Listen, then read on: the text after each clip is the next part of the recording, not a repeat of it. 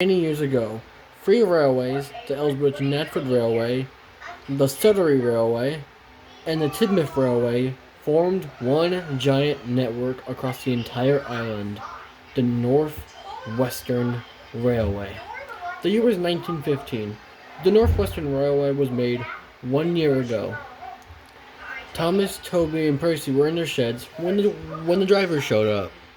As the driver walked up to the sheds, the driver thought, Thomas and I have to pull a goods train today, so, yeah, okay. Morning, everybody. 5 more minutes, said Thomas. Sorry, Thomas, but we have to pull Andy and Clarabelle today. Said Thomas. I guess that's okay. Sorry, Toby. Sorry, Percy. It's fine. You two, go ahead. I'll wake up Percy still. Okay, Toby. See you later, Percy. Bye. See you later. Is he always like this in the morning, Thomas? Oh, you wouldn't believe it. I dug it early. For you. That's how we're gonna end the night. Let's see. Backup acts, trash bags. This is gonna get messy. Gee, it's getting pretty cold. I think I'll go back to the camp and get a blanket. Yeah, the police. Oh no. Now that you're here, I'm not letting you. Was it really necessary to wake me up this early in the morning, driver? Yes, Thomas, it is necessary. Okay, no need to get your funnel in a twist. Thomas, we have to take the Fat Controller's wife and children to Farquhar because they want to see what it's like there today. Okay, that shouldn't be a problem. Yeah, it shouldn't, but I'm just nervous. Don't be nervous. If I'm not nervous, then you're not nervous. Thanks, buddy. No problem. As the turntable finished turning around, Thomas went to the yard to collect Annie and Clarabelle. Driver, do you think today's gonna be a good day? Why of course, Thomas. Why would you think that? Well, I just heard it's gonna be rainy today. I wouldn't think that. You wouldn't think that after the last storm you had on the island? Hey, now that was an accident. Driver, half the sheds were done for by the time I got back from my overhaul. Well, that reminds me, Thomas, the driver said. After pulling in Clarabelle, the Fat Controller asked us to meet him at Knapford. After? Why after? Thomas asked. That's because the Fat Controller wants us to pull a special. I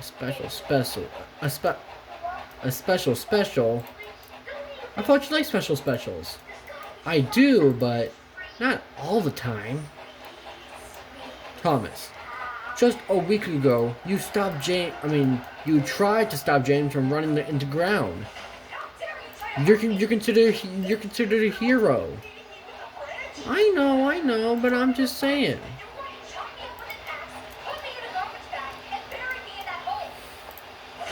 I know that, driver, but I'm just saying. You know? Yeah, trust me, buddy. I know exactly what you mean. Now sit here for a second. I gotta go talk to the station master.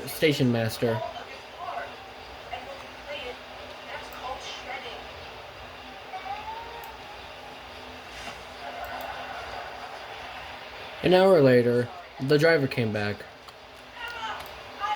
About time you got back. Don't get that attitude, Thomas. I just got yelled at by the station master. What? Why? He said we're already running late. How? It's a Saturday. Don't ask me about. We better get moving. Hop in. No need to tell me twice.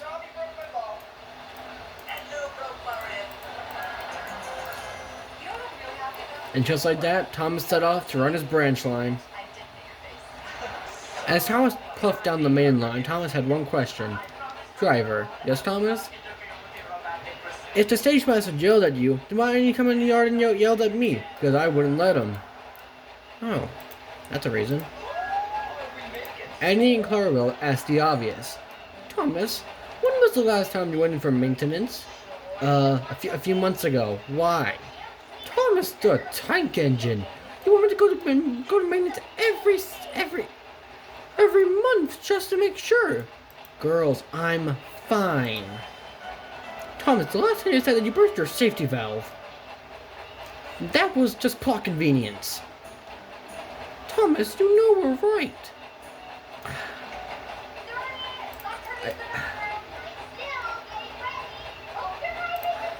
I'm sorry, girls. It's just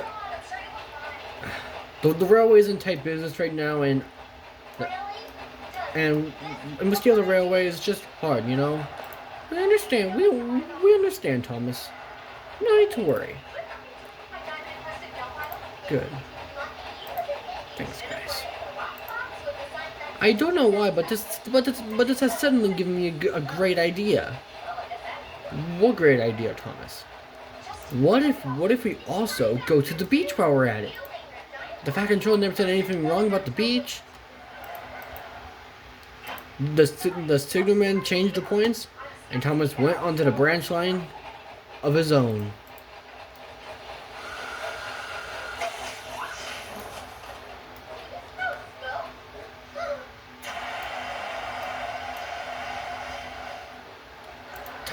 Thomas accidentally ran over the platform. Oh no! I almost ran over the platform. Driver, what were you thinking? I'm sorry, Thomas. I haven't had my coffee. Oh, this is just some son of a. Oh, Mrs. Hat. What an honor to see you early. Yes, Thomas. What were you about to say? Oh, Oh, so good. Oh, so good to see you. What was that hesitation before? Oh, the hesitation? It was nothing, ma'am. My fire hasn't kicked in yet. Very well. Mrs. Hat and her children got on. Station master blew his whistle, and Thomas was off to go on his branch line and give them the best day ever. Traveling along the line, Thomas said, driver? The driver answered, sorry, Thomas, I wasn't listening. What did you say? Jeez, are you okay? No. It's just, I've been tired lately, and driving used the whole hassle, you know? I don't know where to be offended or proud. I don't know. But anyway, let's just try to have a good day, I guess. But I can't have a harsh feeling I'm forgetting something. What could that be, Thomas? I don't know. But I just hope Percy's handling the shunting good. He probably is, Thomas. You never know. He could be right up here at the station. Oh, I see him. I'll ask him when we get up there. Driver, I thought he said Percy would be here. I thought he was. I told him to wait right here for us. What does Garrett and John think they're doing, piloting Percy like that? But I thought that Mr. Tyler and Mr. Aiden were driving Percy. Aiden and Tyler are Percy's main driver and fireman. It's just they got the sack. They hit the sack last week. They got fired? But why? Thomas, really? Right, stupid question. The stage master blew his whistle, and Thomas was off again. Annie and Clarabelle asked, Thomas, do you think we're gonna see Birdie again? And not for a while. Why is that? They asked. Birdie went in for some maintenance. Sorry, girls, no race today. That's quite all right, Thomas. They said. But Thomas, we are mostly worried about you and your health. I told you, girls, I'm fine. As Thomas approached Farquhar, he noticed something. Is that Daisy in her shed? Shouldn't she be working? I don't know. Let's ask. Daisy looked over and saw Thomas. "Ah, Thomas," she said. "What are you doing here?" In which Thomas replied, delivering passengers. What are you doing?" In which Daisy replied, "Thomas, my engine has been awful these past few weeks," she said. "What?" screamed Thomas. "What happened? Who did this?" "Some kids. They took my motor, and now I can't move." Those little... They did what? Oh, I've had it with those kids. First, they steal my whistle. Now they hurt my friends? Oh, I'm gonna get to the bottom of this. "Thomas, wait!" Daisy yelled. But Thomas was already far down the line. "Thomas, slow down," yelled his driver. "No," said Thomas. "I'm gonna get those kids." Thomas saw the kids on the platform and screamed, "Hey, you three! Here, now!" Oh no. The parents looked horrified. But Thomas ran the platform again because the fireman forgot to put his brake on. "What? Driver!" "Oh, sorry, Thomas." Anyway, as I was saying, you! The kids looked horrified. They never seen the number one this angry. Where's the motor?" "We don't know. We sold it." "You little..." "You did what?" I never in my life had seen such ignorance. "Thomas the Tank Engine!" Oh no. Oh no, this is bad. No. The station master looked shocked. "What are you doing?" "I'm doing nothing, sir. I swear." The station master said, "Well, get a move on. I don't want to hear this again." Yes, sir," said Thomas.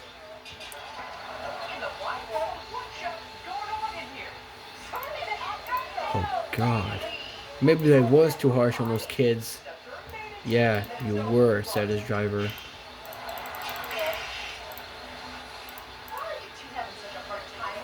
And Thomas puffed slowly away.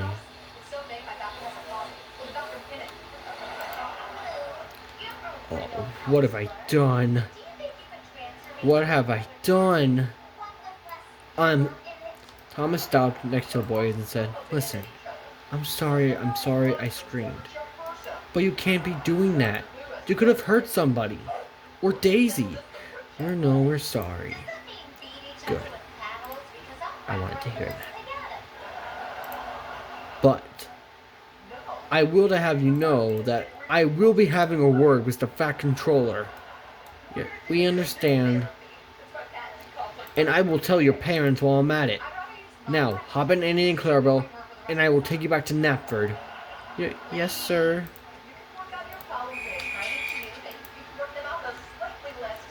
And Thomas puffed back to Knapford Station. Meanwhile, back at Tidmouth Sheds, Percy was busy shunting when his driver asked, "Percy, can I ask you a personal question?" "Sure, driver, ask me anything." "What do you think of politics?" Why would you ask that? You know I hate politics." Yes, I know that, but why did you make those faces? I just realized that. "Because I was thinking of a reaction to give you." All right. No need to be a fussy pot," said the driver. So Percy continued shunting for the afternoon. Percy continued shunting when he noticed the station master's house was nearly complete after Thomas ran into it a couple of weeks ago. Percy uncoupled and puffed away to get something to drink. It was 12:30 in the afternoon, and Edward had just happened to be pulling a passenger train through Tidmouth when he stopped and talked to Percy. Percy? He said. What are you doing here in the afternoon? Hey, Edward, he said. Edward replied, Percy, are you okay? You seem exhausted. Yeah, it's just... I've been shunting all morning. Without getting water. What? Edward screamed. Are you insane?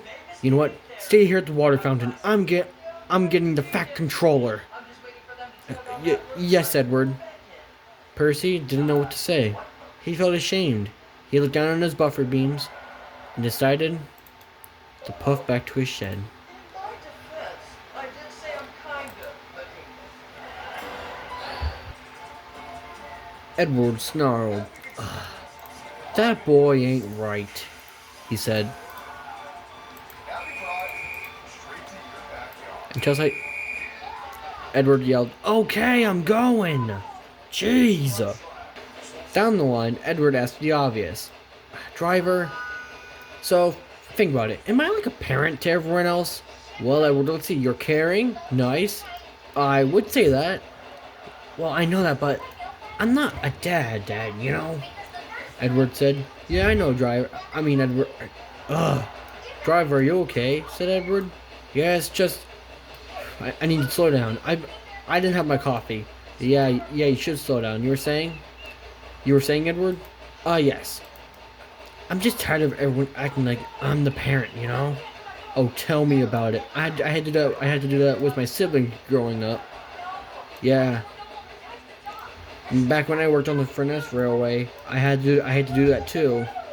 Same old, huh? Same old. Oh, there's the fact controller. Maybe I can tell him. Maybe I can tell him about Percy. I haven't seen Thomas in a little while. I'm getting worried. Yeah. Let's go talk to him, Edward. Good idea. As Edward waited for the fact controller to come up, he saw him in the distance. He didn't want to be rude, so he waited for the fact controller to come up to him. Just then, a gentleman and a top hat showed up. Good morning, Edward, said the fact controller. Oh, good morning, sir, said Edward. How are you? I am good, Edward. How about you? You know, sir, my voice too raggedy. I'm old. You know, same old. Yeah, I understand that, said the fact controller. Thomas should be here any second. So, I will be in my office, and when Thomas arrives here, I will give you and him the rundown of a new project. Right. So Top Hat walked away.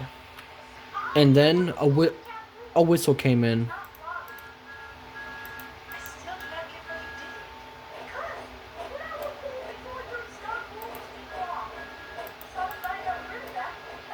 It was Thomas. Thomas, said Edward. About time you showed up. The fact controller's been worried about you. Edward, I'm fine. Thomas, I heard what happened at Farquhar. And he also told me you broke down on the way back. It's your side tanks. They're getting... Thomas, how old are your side tanks anyway? They're from the scrapyard. What? I know. That is just so... I can't even know. Yeah, tell me about it, said Edward. Oh, here comes the top hat. I would lose that face and attitude if I were you, Thomas. Good thinking, Edward. Yeah, I know. Thomas, said the fact controller. I am sending you to the works to be mended and turning you into a ginty. A ginty, sir? Don't worry, Thomas. You will still have your number one in everything. Just... Your rolls will be painted black. Just to have a safe measure. Just have a safe measure. I understand, sir. Edward, you shall take his duties on his branch line until he is mended. Do you hear me? Yes, sir. I understand. Thomas, be off. Go to the works. Yes, sir. I guess I'll see you later, Edward. Bye, Thomas.